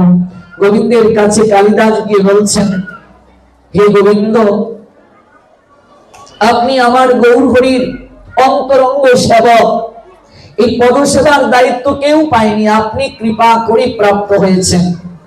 আমার একটা আবেদন আপনার কাছে, আমি বড় কাঙ্গাল, ভিক্ষা চাওয়ার জন্য আমি আপনার কাছে এসেছি। গোবিন্দ দাস বলছেন, এক কাঙ্গাল আরেক কাঙ্গালকে কি দেবে? আমিও তো কাঙ্গাল, আমারও তো কিছু নেই, আমি তো সকল কিছু ছেড়ে ওই গৌরাঙ্গ চরণকে আঁকড়ে ধরেছি, গুরু নির্দেশ পালন করছি কেবল, আমার কাছে তো এমন কিছু নেই আপনাকে আমি দেব, আমি তো নিজেও কাঙ্গাল। কালিদাস কাঁদতে কাঁদতে বলছেন, গোবিন্দ আপনি তো কাঙ্গাল হতে পেরেছেন, আমি জড় জগতে অর্থবিত্ত বৈভব এগুলোর জন্য কাঙ্গাল। এই জগৎ সংসারে মানুষ কেউ রূপ প্রাপ্তির কাঙ্গাল থাকে, কেউ পাণ্ডিত্য প্রাপ্তির কাঙ্গাল থাকে, অর্থবিত্ত বৈভব প্রাপ্তির কাঙ্গাল থাকে, আমি সেই কাঙ্গাল। আর আপনি আপনি গৌর প্রেম কৃষ্ণ প্রেম প্রাপ্তির কাঙ্গাল। কাঙ্গাল না হলে কাঙ্গালের নাথের কৃপা হয় না গোবিন্দ। আপনি কাঙ্গাল বলে গৌরাঙ্গের কৃপা প্রাপ্ত হয়েছেন, সতত আপনি গৌরাঙ্গের পদসেবা করতে পারেন, গৌরাঙ্গের দুটো চরণকে আপনি স্বহস্তে ধৌত করে দিতে পারেন। এই জগৎ সংসারে কতজন গৌরকে চিনতে পেরেছে আমি জানি না, মহাপ্রভুকে কতজন জানতে পেরেছে আমি জানি না গোবিন্দ, কিন্তু আমার কাছে তিনি ধরা পড়েছেন। আপনিও নিশ্চয়ই গোবিন্দ জানেন, এই যে গৌরহরি নবদ্বীপ বিহারী শ্রীকৃষ্ণ চৈতন্য মহাপ্রভু, তিনি সাধারণ কেউ নয়, তিনি স্বয়ং গোলক বিহারী পরমেশ্বর ভগবান কৃষ্ণ। আপনি তার চরণ সহস্তে দৌত করে দিতে পারেন, আপনি তার চরণ সেবা করার অধিকার প্রাপ্ত হয়েছেন। আমার একটা আবেদন, যে হস্ত দ্বারা আপনি মহাপ্রভুর চরণ সেবা করেন, যে হস্ত দ্বারা আপনি মহাপ্রভুর দুটো চরণ প্রক্ষালন করে দেন, হে গোবিন্দ আপনি ওই দুটো হস্ত আমার মস্তকের মাঝে একটু স্থাপন করুন, ওই দুটো হস্ত একটু মস্তকে স্থাপন করুন। আমার জীবনে তো কোনোদিন মহাপ্রভুর চরণ মস্তকে নেওয়ার সৌভাগ্য হবে না, যে দুটো চরণ আপনি ওই হস্ত দ্বারা আপনি সতত প্রক্ষালন করেন, সম্মাহন করেন, ওই হাত চরণ যখন স্পর্শ করে, ওই হাতের মাঝে কত ধূলিকণা লেগে থাকে গোবিন্দ। আপনার দুটো হস্ত আমার ওই শিরে একটু স্থাপন করুন। আপনি যখন এই দুটো হস্ত আমার শিরে স্থাপন করবেন, আমার অনুভব হবে আমি মহাপ্রভুর দুটো চরণই আমার মস্তকের মাঝে স্থাপন করতে পেরেছি। আমার করে সেই কৃপা হবে। আমার বড় ইচ্ছা জগন্নাথ দর্শন করতে আমার প্রভু যখন পদ প্রক্ষালন করেন, যদি সেইখানে একটু পদধৌত জল আমি গ্রহণ করতে পারতাম গোবিন্দ। মহাপ্রভু কঠোর ভাবে সবাইকে আদেশ দিয়েছেন ওই জল যেন কেউ গ্রহণ না করে, কিন্তু কৃষ্ণ সে তোমার, কৃষ্ণ দিতে পারো সে শক্তি তোমারও আছে। আমি তো কাঙ্গাল, কৃষ্ণ কৃষ্ণ বলে ভাই তবু পাচ্ছে পাচ্ছে। যদি বৈষ্ণব কাউকে কৃপা করে সব প্রাপ্তি হয়। আপনি যদি কৃপা করেন গৌর হরি, আপত্তি করবেন না, কারণ জগদানন্দ গৌর হরির সেবার জন্য কিচ্ছু আনলে সরাসরি দেন না, আপনার মাধ্যম দিয়ে দেন। তাই আপনার কাছে আমার আবেদন, আমার কবি সেদিন হবে যেমন করে ভক্তি বিনোদ ঠাকুর কাঁদছেন আর বলছেন, কবে শ্রী চৈতন্য মোরে করিবেন দয়া, কবে আমি পাইব বৈষ্ণব পদ ছায়া। কাঁদছেন কালিদাস, কেঁদে কেঁদে বলছেন আমার কবি সেদিন হবে। কঠোর নির্দেশ দিয়েছেন মহাপ্রভু, কিন্তু আমার মনটা যে বড় বিচলিত। আমি আমি অপেক্ষায় থাকি। গৌরহরি যখন পদ প্রক্ষালন করেন, ওই একটু পদধৌত জল আমি আমার মস্তকে স্থাপন করে আমার এই পাপ তাপে ক্লিষ্ট এই দেহটাকে আমি ধন্য করতে চাই। কবে শ্রী চৈতন্য পুরে করিবেন দয়া, কবে আমি পাইব বৈষ্ণব পদ ছায়া। কবে আমি পাইব পদ ছায়া, কবি শ্রীচরণ। এটাকে বলে উচ্ছ্বাস কীর্তন। এমন করে যদি হৃদয়ে উচ্ছ্বাস না থাকে, প্রাপ্তির জন্য বাসনা না থাকে, কোনদিন গৌর গোবিন্দের কৃপা পাওয়া যায় না। করিবেন দয়া, কবি শ্রীচৈতন্য মোরে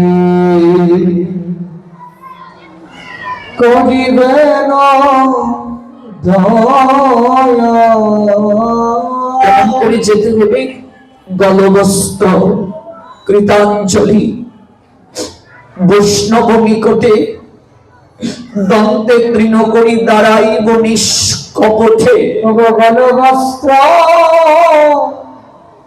কৃতাঞ্জলি,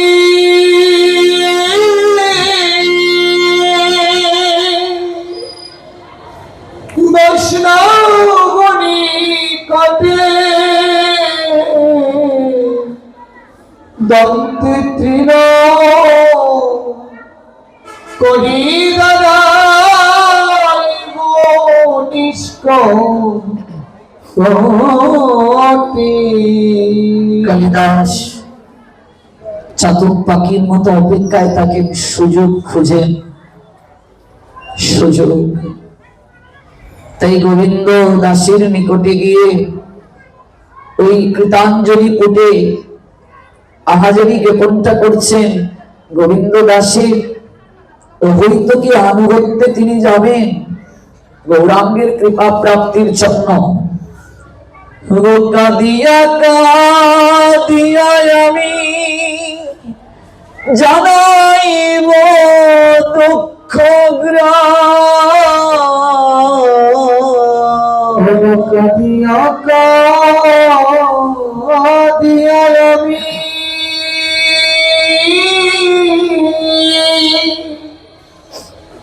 জানাইব দুঃখ গ্রাম। সংসার নল হইতে কবে মাগিব বিশ্রাম কাঁদিয়া কাঁদিয়া জানা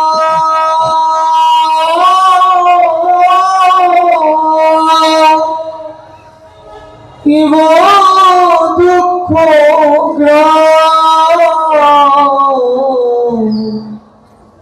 সংসার ললইতে মাগিব বিশ্রাম। কেঁদে কেঁদে নয়নের জলে বৈষ্ণব চরণে যখন আকুতি জানানো হবে, আকুতিটা কি? কবে আমার সংসারের ওই বিষম বন্ধন পাশ মুক্ত হবে? যখন কেঁদে কেঁদে এই প্রার্থনা বৈষ্ণব চরণে করা হবে, শুনিয়া আমারও দুঃখ বৈষ্ণব ঠাকুর আমার লাগি কৃষ্ণে আবে দেবেন প্রচুর। শুনিয়া আমার দুঃখ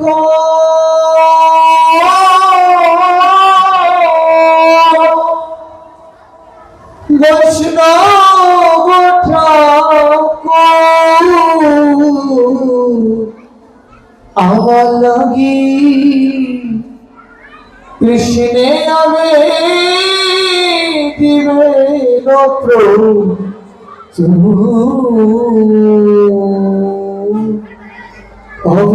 অবিশ্রিচন কান্ন মুরে করিবেন দয়া। সাধক কাঁদে, কবে হবে আমার সেদিন? কবে চৈতন্য চরণ প্রাব, কবে শ্রী চৈতন্য গৌরহরি আমায় কৃপা করবে, কবে বৈষ্ণব পদছায়া প্রাপ্ত হব, কবে আমার এই সংসার আসক্তি দূরে যাবে, যে কারণে দুর্লভ মনুষ্য জীবন প্রাপ্ত হলাম গৌর গোবিন্দের তত্ত্ব কথামৃত আস্বাদন করার জন্য, যে কারণে এই অঙ্গ প্রত্যঙ্গ পেলাম তার সেবার জন্য। কবে আমি আমার এই শরীর মন, কবে আমার সমস্ত অনুভূতি আমি গৌরাঙ্গ চরণে সঁপে দিতে পারবো?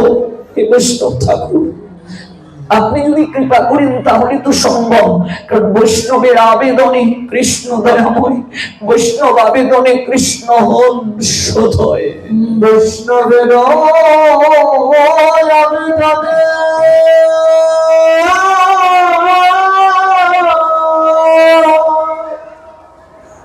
কৃষ্ণ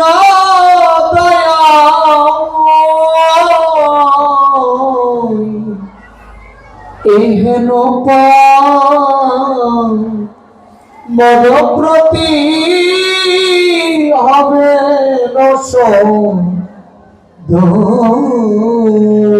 ভক্তিবিনোদ ঠাকুর কাঁদছেন, কেঁদে কেঁদে বলছেন, বিনোদের নিবেদন বৈষ্ণব চরণে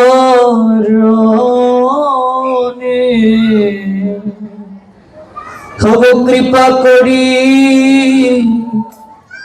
সঙ্গে লব এই অকিঞ্চনে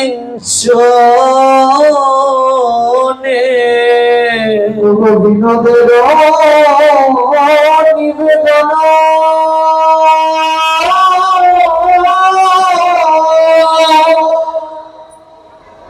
বৈষ্ণব চরণে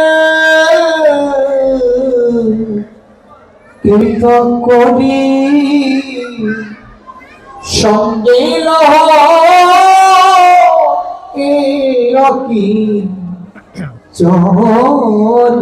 গোবিন্দ দাস প্রতিশ্রুতি দিলেন কালিদাসকে। কমণ্ডল হাতে নিয়ে গোবিন্দ দাস যাচ্ছেন গৌরবে জগন্নাথ দর্শনে যাবেন। যখন পদ প্রক্ষালন করলেন, চরণটা ধৌত করলেন, গৌরহরি এগিয়ে যাচ্ছেন, কালিদাস পিছন থেকে এসে এক গণ্ডূষ জল গৌরাঙ্গের পদপ্রকালিত এক গণ্ডূষি জল মস্তকে ধারণ করো তো কাঁদতে কাঁদতে বললেন, গৌর হরি, আমার এই জীবনে আমি আর কিছু চাই না গৌর হরি। শুধু এই জীবনে নয়, প্রতিটা জনমে জনমে আমি যেন তোমার সেবক হয়ে জন্মগ্রহণ করতে পারি। আমি আর কিছু চাই না, ওই চরণ সেবার তুমি আমায় অধিকার প্রদান করো। ওই চরণ সেবা থেকে তুমি আমায় বঞ্চিত করিও না গৌর হরি। একদম জল তিনি মস্তকে স্পর্শ করলেন আর 3 অঞ্জলি জল তিনি পান করলেন। মহাপ্রভু অর্থাৎ পশ্চাৎ দিকে তাকিয়ে দেখলেন কালিদাস জল পান করছে। গোবিন্দ, আমি কি দেখছি? গোবিন্দ কাঁদতে কাঁদতে বললেন, প্রভু, কালিদাস তোমাকে এই জীবন যৌবন সকল কিছু সমর্পণ করে দিয়েছে প্রভু। ও একমাত্র তোমার ওই একটু কৃপা প্রাপ্তির জন্য কত কাল ধরে দাঁড়িয়ে থাকি। ও প্রভু, তুমি তাকে বঞ্চিত করিও না। দেখুন, এইখানেও আনুগত্য, আনুগত্য ছাড়া তো হয় না, আনুগত্য ছাড়া হয় না। ওই কালিদাস গৌরাঙ্গের কৃপা প্রাপ্ত হলেন। আমরা আগামীকাল শ্রবণ করব, কালিদাস যেখানেই যেতেন ভক্তগণ প্রসাদ পেয়ে যে এটু ফেলে দিতেন, সেই এটু তিনি গ্রহণ করতেন। যেখানেই যেতেন এটু গ্রহণ করতেন। এই জন্য চৈতন্য চরিতামৃতে শ্রীল কৃষ্ণদাস কবিরাজ গোস্বামী পাদ ষোড়শতম অধ্যায়ে বললেন, বৈষ্ণবের শেষ ভক্ষণের এত এক মহিমা কালিদাসে পাওয়াইল প্রভুর কৃপা সীমা। তাতে বৈষ্ণবের জোটা খাও ছাড়ি ঘৃণালাস, তাহা হইতে পাইবা বাঞ্ছিত সব কাজ। আজ যেখানে শেষ করছি, আগামীকাল আমরা ওই জায়গা থেকেই শ্রবণ করব।